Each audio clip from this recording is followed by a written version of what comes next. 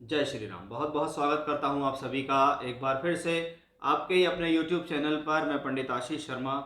आज हम एक ऐसे महापरिवर्तन के बारे में बात करेंगे जिसको हम ये कह सकते हैं कि ऐसे महापरिवर्तन बहुत बहुत वर्षों के बाद होते हैं। बहुत सामान्य तौर पर आपने सुना होगा शुक्र राशि परिवर्तन कर रहा है, शुक्र राशि परिवर्तन करने जा रहा है। बहुत फास्टली करता है, 25 से 30 दिन के अंदर शुक्र राशि बदल लेता है। लेकिन जब वही शुक्र ब्रह्मांड के अंदर एक राशि में पहुंच जाए और वहां 4 महीने का समय बिताए, इसका मतलब अवश्य ही ऐसा प्लेनेट पहले मार्गी हो रहा है, फिर वक्री हो रहा है, फिर मार्गी हो रहा है। यानी पहले सीधा चल रहा है, फिर उल्टा जाएगा वापस, फिर सीधा जाएगा, और इसी प्रक्रिया में उसको 4 महीने का समय वहां लग जाएगा।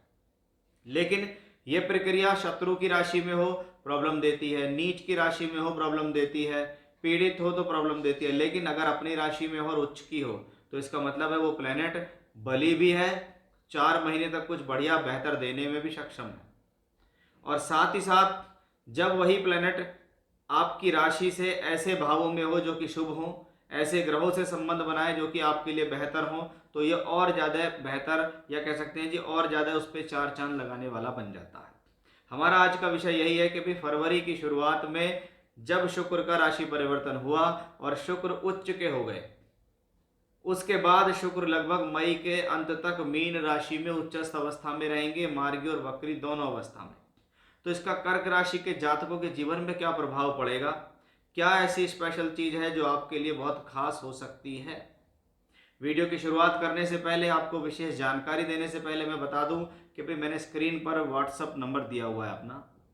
आप उस पर अपना date of birth time place दे सकते हैं। अपनी हॉरोस्कोप बनवानी है, दिखानी है, मैच मेकिंग कराना है, कुंडली मिलान कराना है, बर्थ टाइम रेक्टिफिकेशन कराना है, ऐसा कुछ भी कराना है तो आप दिए गए नंबर पर कांटेक्ट कीजिए। वहां से आपको डिटेल अपनी भेजनी होगी और ये पेड कंसल्टेंसी होगी।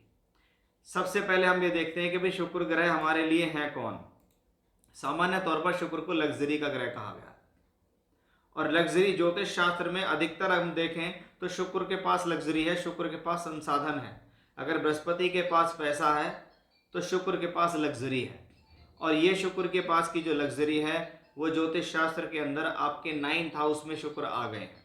और 9वां भाव ज्योतिष शास्त्र में क्या है, धर्म और भाग्य का है। तो सबसे पहले आप देखिए कि शुक्र ग्रह आपकी राशि से 9th यानी 9वें भाव के अंदर है। ये 9वां भाव नहीं है, ये भाग्य स्थान है, ये लक्ष्मी त्रिकोण भाव कहलाता है। लक्ष्मी त्रिकोण भाव में कौन उच्च का हुआ है, शुक्र ग्रह उच्च के हो गए। यानी शुक्र की प्लेसमेंट वाइज स्थिति देखें तो बहुत अच्छी है कि शुक्र अच्छे भाव में गया, शुक्र बढ़िया राशि में गया, शुक्र बढ़िया भाव में गया। और ये भाव त्रिकोणों में सबसे बेहतर है। 1, 5 और 9 त्रिकोण है, जिसमें सबसे बेहतर त्रिकोण 9th हाउस है, जिसको हमने हमने लक और अपने भाग्य से, अपने धर्म से जोड़ा है। तो शुक्र 9th हाउस में है तो धर्म, धार्मिक यात्रा कराने वाला। बहुत बार तो क्या है, देवी स्वरूपा कहलाता है शुक्र ग्रह। तो इस दौरान देवी से संबंधित कोई काम, जैसे मान लीजिए किसी ने कोई हवन करा लिया, कोई यज्ञ करा लिया, कोई जागरण करा लिया, कोई कीर्तन करा लिया, या कोई यात्रा धार्मिक कर ली जो देवी से संबंधित हो। और वही शुक्र क्योंकि 9th हाउस में उच्च का हुआ है तो ये आपके लक को सपोर्ट कर रहा है, आपके लक को बढ़ा रहा है कि मैं इस दौरान जो भी काम करने चला, चाहे आप पढ़ रहे हो, आप जॉब कर रहे हो, आप नॉर्मल कर्म कर रहे हो, आप काम कर रहे हो, तो भाई मेरा लक सपोर्ट कर रहा है शुक्र। अब ये शुक्र ग्रह आपके लिए कौन है, 4th लॉर्ड है। तो चौथा घर क्या है, जीवन में भूमि, जमीन, जायदाद, प्रॉपर्टी और सुख संसाधनों का भाव चौथा भाव है। उसका मालिक अगर त्रिकोण भाव में यहाँ उच्च का है तो ऐसा प्लेनेट इस दौरान भूमि, जमीन, जायदाद, प्रॉपर्टी, सुख संसाधन को बढ़ाएगा। या अगर आप कार लेना चाह रहे हैं, आप लग्जरी लेना चाह रहे हैं, कोई इलेक्ट्रॉनिक्स आइटम खरीदना चाह रहे हैं, कोई प्रॉपर्टी परचेज करना चाह रहे हैं, तो भाई प्रयास करो। वो प्लेनेट एक्सॉल्टेड है, वो उच्च का है, वो आपको हेल्प करेगा, वो आपको फायदा देगा, वो उन चीज़ों को लाने की आपके जीवन में कोशिश करेगा। चौथा लोग घर जनता का भी होता है, तो जो लोग राजनीति से जुड़े हुए होते हैं उनको कहते भी इस दौरान जनता का सहयोग आपको मिल जाएगा। अगर आप कोई चुनाव आदि लड़ रहे हैं, आपकी दशा अच्छी चल रही है, ट्रांजिट यहाँ आपको सपोर्ट कर रहा है, तो आपको सुख संसाधन मिल जाएंगे। अब वही शुक्र क्या है, 11th लॉर्ड भी है, कि मेरे को लाभ देने वाला प्लेनेट भी शुक्र है। यानी मेरा लाभ, मेरी तरक्की, मेरा प्रमोशन, मेरा सोर्स ऑफ इनकम, मेरे जीवन में पैसे का बढ़ना भी शुक्र से है कि मेरे लाभ का मालिक भाग्य स्थान में हो चुका है। इसलिए मेरा लाभ का सीधा कनेक्शन मेरे भाग्य से हो गया कि इस दौरान बहुत बार ऐसा होगा कि आप जितने एफर्ट्स लगाएंगे नहीं, उतने कम एफर्टों में ज़्यादा लाभ का ये कॉम्बिनेशन होता है। या लगातार सोर्स ऑफ इनकम रखना, लगातार लाभ के साधन बना के रखना भी हमें शुक्र ग्रह से दिखता है। अब ये शुक्र ग्रह के साथ हमारी एक चीज और पॉजिटिव हो रही है जिसको हम कहते हैं एक्सचेंज योग। इसको आप समझिए, राशि परिवर्तन राजयोग बोला गया है। वो राजयोग इसीलिए है, अगर वो अच्छे भावों से बने, अच्छे ग्रहों से बने, तो इसमें राजयोग कोई दो राह नहीं है कि वो बड़े स्तर पर राजयोग दे सकता है। हमने देखा कि भाग्य का स्वामी बैठा है 11वें में और 11वें का स्वामी बैठा है भाग्य में उच्च का। तो क्या है, गुरु और शुक्र दोनों ने राशि परिवर्तन किया। अब चाहे इनको आपस में शत्रु भी कहा जाता हो, लेकिन एक्सचेंज योग की भूमिका है, अगर वो अच्छे भावों में बने तो दोनों ग्रह एक दूसरे के घर में बैठे हुए हैं, ना तुम मेरा कुछ बिगाड़ना ना मैं तुम्हारा कुछ बिगाड़ूंगा।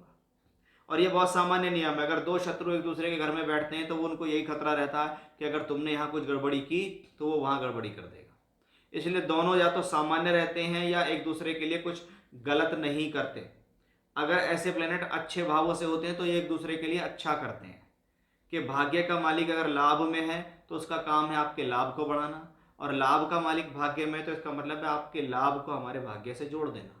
इसलिए ये गुरु और शुक्र का एक बहुत सुंदर एक्सचेंज योग यहाँ मिलता है, जिसको हम कहते हैं कि भाई गुरु और शुक्र 11वें और 9वें घर से राशि परिवर्तन करते हैं। अगर आप 11वें और 9वें को समझने की कोशिश करेंगे तो हम देखेंगे कि 11वें घर से जो 9वां घर है वो 11वां ही है, और 9वें घर से जो 11वां घर है वो तीसरा है।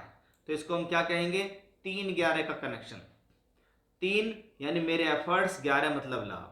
3 मतलब ट्रैवलिंग्स, कम्युनिकेशंस, शॉर्ट जर्नीज और लाभ, कि मैंने इस दौरान टूर, ट्रैवलिंग्स, यात्रा की, शॉर्ट जर्नीज की, कम्युनिकेशंस बनाए, लोगों से जुड़े, तो उसका मुझे फ़ायदा मिला कि मेरा भाग्य अच्छा हो गया, मेरा लाभ अच्छा हो गया, मेरा सोर्स ऑफ इनकम अच्छा हो गया, मुझे जीवन में आगे बढ़ने की स्थिति अच्छी हो गई। अब शुक्र ग्रह इस दौरान 3 नक्षत्रों में भी ट्रांजिट करता है। वो 3 नक्षत्र कौन से हैं? पूर्वा भाद्रपद, उत्तरा भाद्रपद और रेवती। ठीक है। अब मैंने आपको कहा था कि भाई पूर्वा भाद्रपद नक्षत्र किसका है? ये नक्षत्र बृहस्पति का है, और बृहस्पति के साथ वो एक्सचेंज में है, तो ये बहुत अच्छा हो गया। उसके बाद ये शनि का ही नक्षत्र भी है, क्योंकि शनि उत्तरा भाद्रपद नक्षत्र के लॉर्ड होते हैं, और शनि कौन है? 7th लॉर्ड है, तो पद प्राप्ति है। 8th लॉर्ड है तो थोड़ा स्ट्रगल है।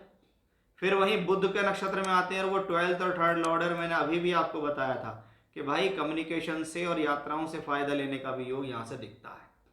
यानी शुक्र को हम ओवरऑल देखें तो बहुत हद तक बहुत पॉजिटिव दिखाई देता है कि भाई कर्क राशि के जातकों के जीवन में चाहे शुक्र वक्री भी होंगे, क्योंकि इस दौरान शुक्र वक्री भी होंगे, और वो कब होंगे कि भाई 2 मार्च से लेकर 13 अप्रैल शुक्र वक्री होंगे, और वक्री होने के दौरान क्योंकि वो 9th हाउस त्रिकोण भाव में रहेंगे इसलिए वो स्ट्रांग हो जाएंगे। इसलिए ये कॉम्बिनेशन अपने आप में बहुत बेहतर है, जिसको मैं कहता हूँ कि भाई वर्षों में ऐसा संयोग आता है जब 4 महीने के लिए 120 दिन के लिए शुक्र ग्रह एक्सॉल्टेड होंगे, उच्च के होंगे और स्ट्रांग अवस्था में होंगे।